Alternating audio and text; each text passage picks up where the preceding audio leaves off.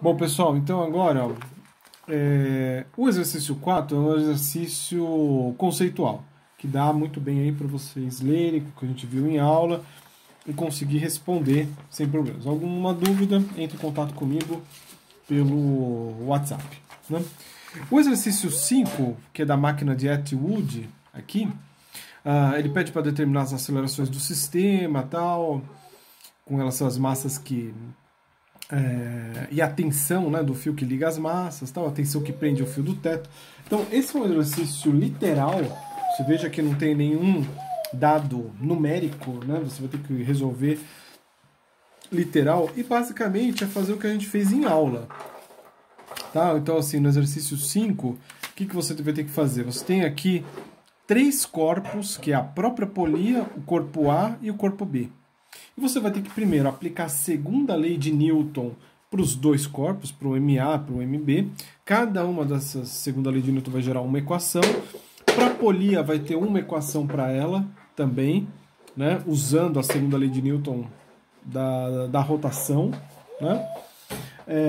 E tendo esses dados, você vai pegar as equações, tanto a equação gerada pelo corpo A, pelo corpo B e pela polia, e vai usar os dados angulares, né, com os dados lineares, vai usar relações, né, que a gente já conhece. Então você já lembra lá, a segunda lei de Newton é força resultante é igual massa vezes aceleração. Essa é a segunda lei de Newton, você vai aplicar para o corpo A, para o corpo B.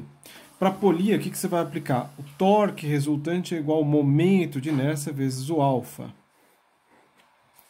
O que você vai usar também, que você vai precisar? Por exemplo, o momento de inércia da polia, que é um disco, a gente já calculou em aula, a gente já sabe. Isso vale o quê? mr² sobre 2. Outra coisa que nós sabemos, a relação entre a aceleração linear e a aceleração angular. Né? Aqui é igual alfa R, né? Isso aqui também você vai precisar usar. Então aí você vai combinar as equações que vão surgindo, tanto do corpo A, quanto do corpo B, quanto da polia, quanto essas relações, vai colocando uma dentro da outra, e aí você vai acabar encontrando, certo? Essa é a dica para fazer o exercício 5. Muito semelhante ao que a gente fez em aula. Tá? Qualquer coisa, pega da aula lá que você consegue. Dúvidas, entre em contato comigo pelo WhatsApp. Exercício 6. Explique por que é fundamental a existência de uma hélice traseira em todos os helicópteros. Se essa hélice não tiver, ela quebrar, o helicóptero não funciona, ele cai, etc. Né? Ele nem voa se ele não tiver essa hélice aqui. Se ele tiver em voo e quebrar, ele cai. Então, por que é necessário essa hélice? Então, lembre-se de conservação de momento angular, que a gente discutiu e tal. E o exercício 7 também é um exercício bem interessante aqui. Né? O desenho está meio escuro, mas dá para perceber, dá para ver. Então ele pergunta qual, no final das contas, que ele vai te falar uma série de coisas aqui, qual deve ser a velocidade angular, ômega 2, ao redor do centro de massa, durante a fase que o trapezista aqui encolhe o corpo.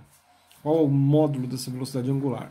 Então isso aqui também tem que ser lido com calma, etc. Ele dá os momentos de inércia, quando ele está esticado, quando ele está encolhido, né? E aí você vai ter que usar o quê? Conservação do momento angular.